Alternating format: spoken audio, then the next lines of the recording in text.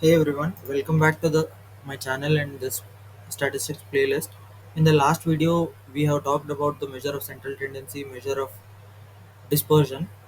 Whereas in today's video, we will be learning about five number summary, quantiles, percentiles, and how to construct the box plot and understand the box plot.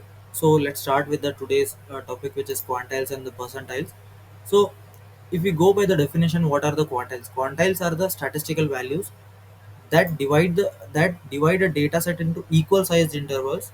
So we will be dividing our data set into equal sized intervals, which will enable us to which will enable us to understand the distribution of the data, and they show the position of the values relative to the entire data set and are commonly used to describe the data spread and identify the patterns in the data. So basically what we are doing is we will be bisecting our data into multiple equal sized intervals, so that we can have the understanding of the distribution of the data. So there are types of the quantiles. First of all is quartiles. As the name suggests, we will be dividing the data into four equal parts. So the group will be uh, each group represents the 25% of the data. So this quartile is used in the box plot mainly, and when we and coming to the quantiles, so the each uh, quantiles divide the data into five parts. Each of the part contains the 25% of the data, and coming to the deciles, we will be dividing our whole data set into the 10 parts, where each part signifies the 10% of the data. And when it comes to the percentiles, so that we will be making 100 parts, where each part will be signifying the 1% of the whole of the data. So while calculating the quantiles, one thing to remember is we should sort the data in the ascending order to calculate the quantiles.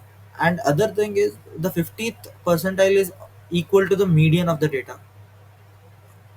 So so these things needs to be remembered.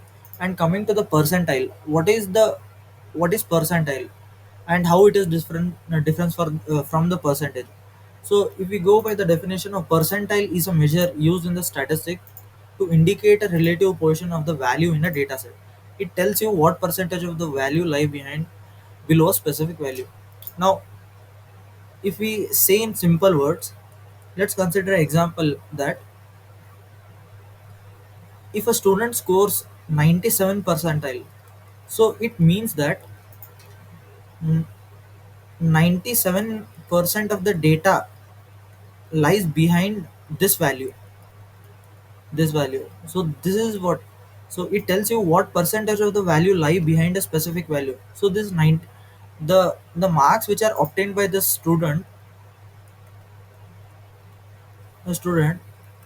and so the data, 97% of the data is behind this value. So we are calling this as 97 percentile. Whereas the percentage, it's only the ratio to the 100. So if we are scoring 90 out of 100, we are telling that 90 percentage. So understanding the difference between the percentile and percentage is very important in the field of stats. So to calculate the percentage value, the formula is p divided by 100, and we will be multiplying it by n plus 1, where PL is the desired percentile, and P is the percentile rank like in our case we will be solving a numerical where we will be finding the 50th percentile. So our data is already sorted in the ascending order. So the formula is uh, PL equal to P by 100 into n plus 1, where n is number of elements in my data. So the P is the 50th percentile, and n is, in my case, 1 2 3 4 5 6 7. So 7 plus 1 is 8, and I will be 2, so fourth. So the fourth element in my data is representing the 50th percentile. So the idea behind all this, how to calculate it manually, so it gives you the understanding how the percentile are being calculated. Though we can calculate it by the Python code in only one line of code, but to have the understanding of how the things are working behind the scenes are really important for us. So, so the 50th percentile here is the fourth element. The fourth element in our data is the 15. And moving on to the, now in this case we found the we found the 50th percentile value. Now we will be finding a percentile of a value, finding a percentile of a value. So in our data, what percentile is 7?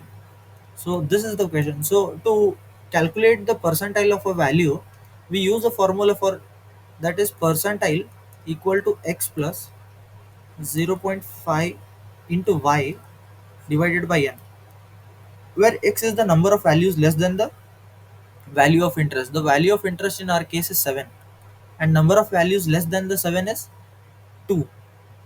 So 2 plus 0.5, and the y is the number of values equal to the value of interest. So there are actually two values which are 7 and n divided by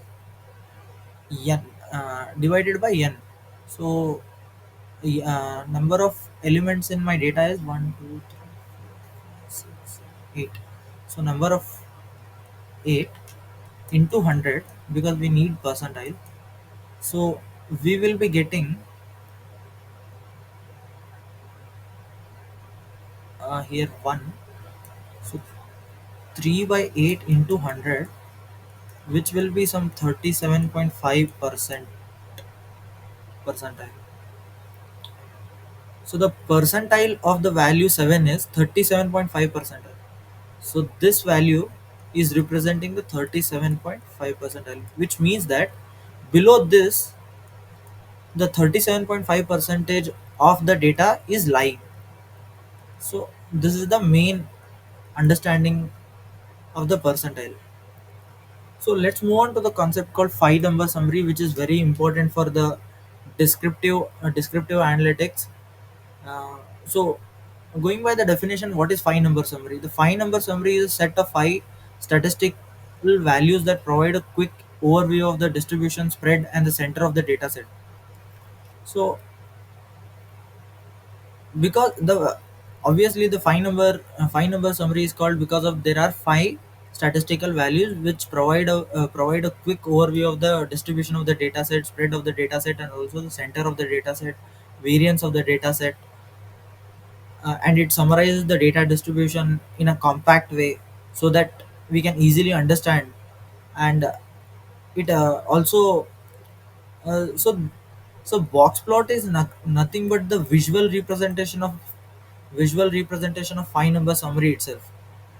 And we can compare the multiple data set quickly and identify the spread and variation among the data sets.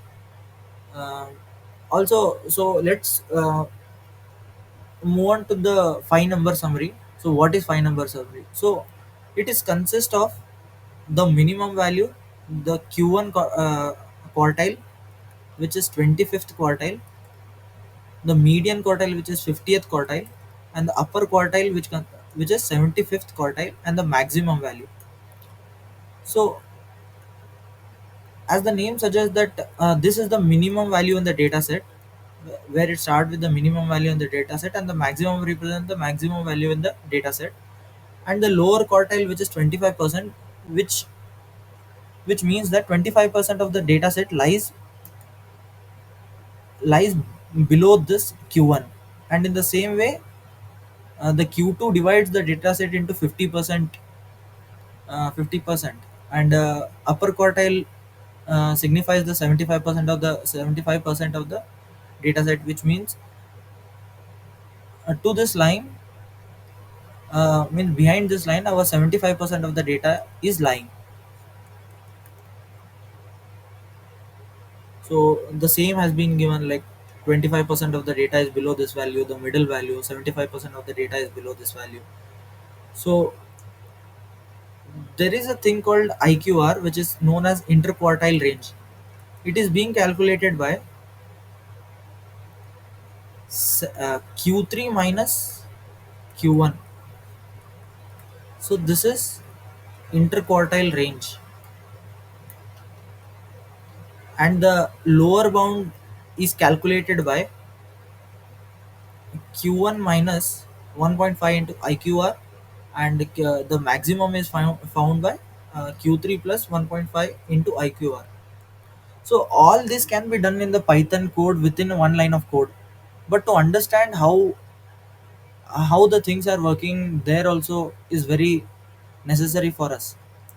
So let's move on to the box plot.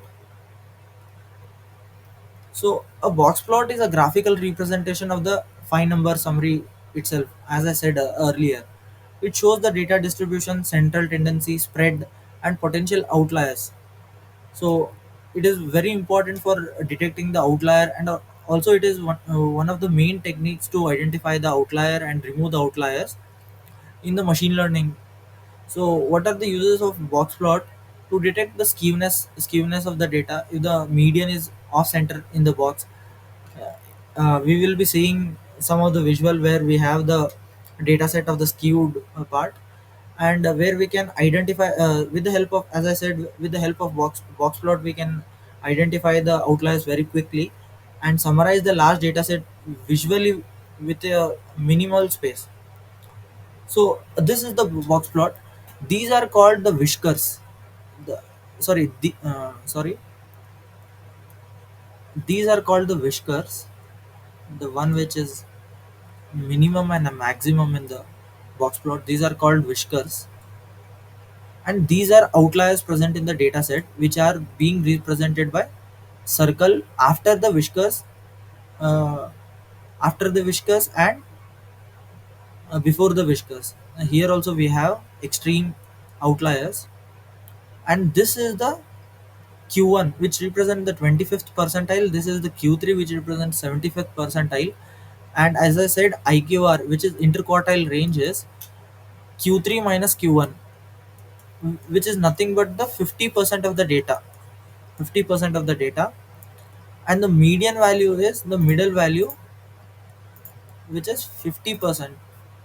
50th percentile. 50th percentile, where the 50% of the data lies to this side and 50% of the data lies to the this side, and the minimum and maximum are calculated as mentioned there, Q1 minus 1.5 into IQR, and Q3 plus 1.5 into IQR. So this is about the the box plot. So with the help of box plot, we can easily identify how our data distribution is. Is it left skewed? Is it right skewed? Is it normal distributed? So here we can see this is the PDF of left skewed data which is negatively skewed. So here we can see that our median is towards the left towards the left side of the uh, interquartile range box, interquartile box. So from here only we can understand that our data is left skewed. And in the symmetric, we have equal proportion towards the after the median and before the median line. And in the right skewed data, which is positively skewed data, here we can see that the median is towards the left side of the box. So basically, if our median is towards the right side of the box, then we can say that our data is left skewed distribution. And if we have a median line towards the left side of the box, which is interquartile box, then we can say that we have the data of right skewed. So the third visual is also the same. We can see that we have some extreme values which are considered outliers, and here we can see that it is left skewed data. and here it we can see that it is right skewed data. So the box plot is used to identify the outliers and also to remove the outliers. So in basically machine learning, what we will be doing is we will be removing all the outliers which are beyond the 99 percentile of the data. So so one of the use cases of the box plot is here the problem statement is these there are two box plot, one of the driver one of the driver two, and both and the scale is of the number of deliveries they made each day by two different drivers. So the question is, which driver delivered the more parcel on average? So by looking at this box plot itself, we can say that driver 2 delivered because the median is more than driver 1. So the median is 9, whereas the median of driver 2 is 10. So driver 2 delivered the m- more parcels on an average when we compared with the driver 2. And also the 50% of the data after 50% of the data lies after the 10, like 11, 12, 13, 14. But the driver one, the 50% of the data lies only in the 9 to 11 range. So this is also one sign that driver 2 has delivered more packages on an average. So now we learned how the box plot is, and what is the working of the box plot is, what is the use of box plot. To get the more understanding and of the box plot, let's try to construct a box plot using manually, so that we will get a better understanding of whole box plot. So for creating a box plot, we need to get our data sorted in the ascending order. So the data here is already sorted in the ascending order. So the number of data points we have 10. So as I said, the box plot is box.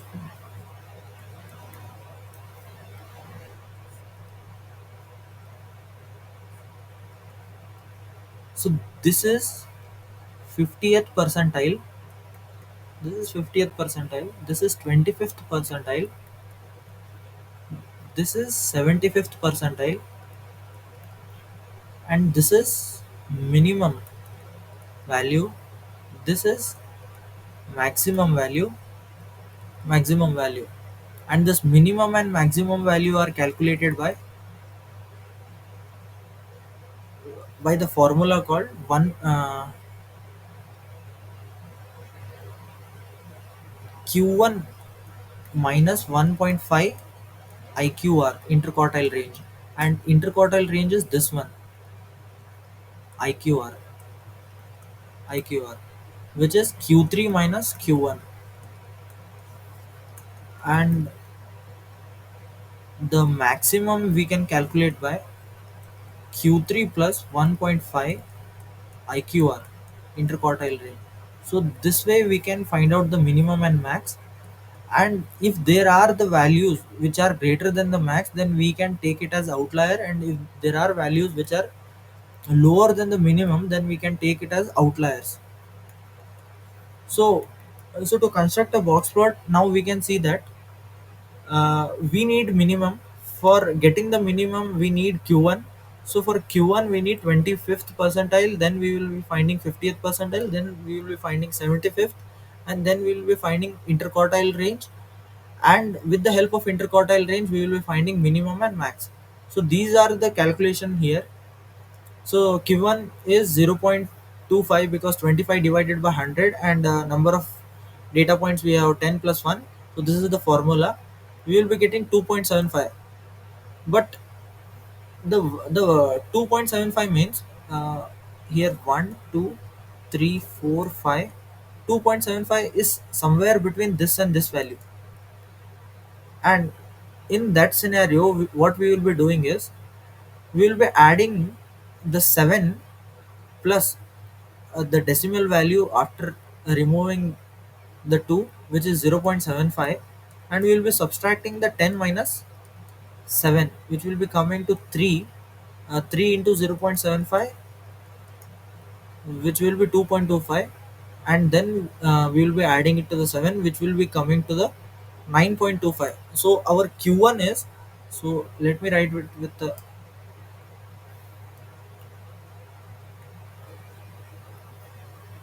so this our q1 will be 9.25, and the median position in the same way how we calculated the q1 is, now only difference between here it is, here it was 0.25, here it will be 0.5, because 50 divided by 100 will be 0.5 itself, and the answer will be 5.5. So somewhere between this and this value the 50th percentile lies. So we will be taking out the integer value, and I will be 0.5. So I will be adding 19 plus 0.5, then upper bound minus lower bound. So I will be getting 20.